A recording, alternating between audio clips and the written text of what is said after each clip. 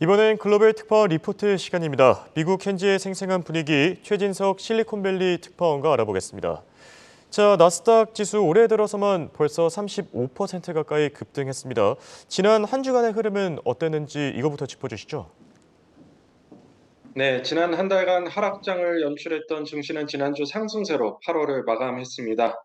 기술주 중심의 나스닥 지수는 지난주 3.25% 상승한 14,031.82를 기록했습니다. 지난 7월 이후 주간 상승폭이 가장 컸습니다. 미국의 8월 실업률이 상승했지만 미 연준 당국자가 매파적 발언을 이어가면서 혼조세를 보인 한 주였습니다. 미국의 8월 실업률은 3.8%로 집계됐습니다. 작년 2월 이후 가장 높은 수준으로 올랐는데요. 이 때문에 연준이 향후 금리를 동결할 가능성이 좀 더 커졌다는 전망이 나오기도 했습니다.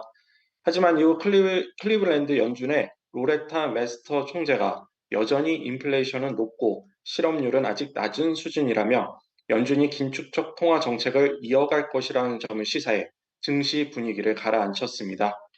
종목별로는 좋은 실적을 내놓은 PC 제조사 델 테크놀로지의 주가가 21.31% 급등했습니다. 지난 2분기 실적이 작년보다 줄었지만 시장 예상치를 웃돌았고 순이익도 늘었기 때문입니다. 또 6,600명이 넘는 인력 감축으로 인한 비용 절감 효과에 인공지능 기술 도입을 위한 서버 수요 증가의 수혜도 볼 것이라는 전망이 주가 상승에 힘을 보탰습니다. 다른 빅테크 주들도 상승세를 보였습니다. 다음 주 아이폰 15 공개를 앞둔 애플은 6.07% 올랐고요. 엔비디아도 5.41% 상승했습니다. 구글의 모회사인 알파벳은 4.45%, 메타 3.81%, 아마존 3.65%, 마이크로소프트는 1.76% 각각 상승했습니다. 테슬라는 지난주 2.69% 상승으로 장을 마감했습니다. 테슬라는 지난주 초반 급등세를 보였는데요. 하지만 주 후반에 중국에서 10만 달러 이상 고가 모델 자동차 가격을 인하했다는 소식이 상승분을 일정 부분 반납하도록 했습니다. 네, 이게 또 미국 현지에서는 경기 상황으로 인해 고소득층과 저소득층 간의 소비 격차가 점차 커지고 있다 이런 분석들도 나오고 있는데요.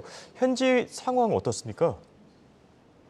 네, 미국에서 고가의 스포츠웨어를 판매하는 룰루레몬의 실적이 두 자릿수 증가율을 기록했습니다. 이와 달리 미국판 천원숍이죠. 저가 할인점인 달러 제너럴의 실적은 하락세를 기록했습니다. 고소득층과 저소득층 간 소비 격차가 커지고 있다는 분석이 나옵니다.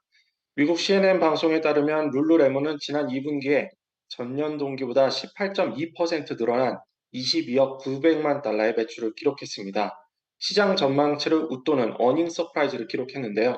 덕분에 룰루레몬의 주가도 지난 한 주간 10.56% 급등했습니다. 한국에서도 인기를 끌고 있는 룰루레몬은 레깅스 하나에 100달러가 넘습니다. 고가임에도 소비자들의 반응이 좋아 레깅스의 샤넬 혹은 요가복의 샤넬로도 불립니다. 켈빈 맥도날드 룰루레몬 CEO는 기존 고객은 여전히 지갑을 열어 돈을 쓰고 있고 새로운 고객도 계속 유입이 되고 있다며 하반기에도 좋은 실적을 거둘 것으로 내다봤습니다. 반면 달러 제너럴은 시장의 예상치에 못 미치는 실적을 내놨습니다. 지난 2분기 매출은 98억 달러로 전년 동기 대비 3.9% 늘었지만 순이익은 4억 6,889만 달러로 전년 동기보다 30.9% 급감했습니다. 달러 제너럴은 저가 제품을 모아놓은 1달러 딜 코너를 비롯해 각종 제품을 낮은 가격에 판매하는 할인점 브랜드입니다. 미국과 멕시코에서 18,000여 개 매장을 운영하고 있는데요. 이 회사 측은 최근 소비자 지출이 줄어든 데다 도난 피해가 늘어 어려움을 겪고 있다고 밝혔습니다. 시장 분석 업체 글로벌 데이터의 리 션더스는 일시적이었던 팬데믹 지원금 혜택이 사라지면서 저소득층의 상황이 악화했다며 저소득층 소비자들은 돈을 아끼기 위해 꼭 필요하지 않은 물품의 구매를 줄이고 있다고 분석했습니다. 저소득 가구는 인플레이션의 영향을 상대적으로 많이 받는데요. 식료품과 유가 등 기본적인 비용 지출 부담이 그만큼 커졌다는 뜻이죠. 다만 전문가들은 미국의 노동시장이 강하게 유지되고 있어 높은 인플레이션 속에서도 소비 경기에 큰 문제는 없을 것으로 보고 있습니다. 금융회사 오펜하이머의 브라이언 리겔 애널리스트는 대체로 소비자 지출은 견고하게 유지되고 있다며 바닥이 무너지는 일은 일어나지 않을 것이라고 말했습니다. 지금까지 실리콘밸리에서 한국경제신문 최진석 특파원이었습니다.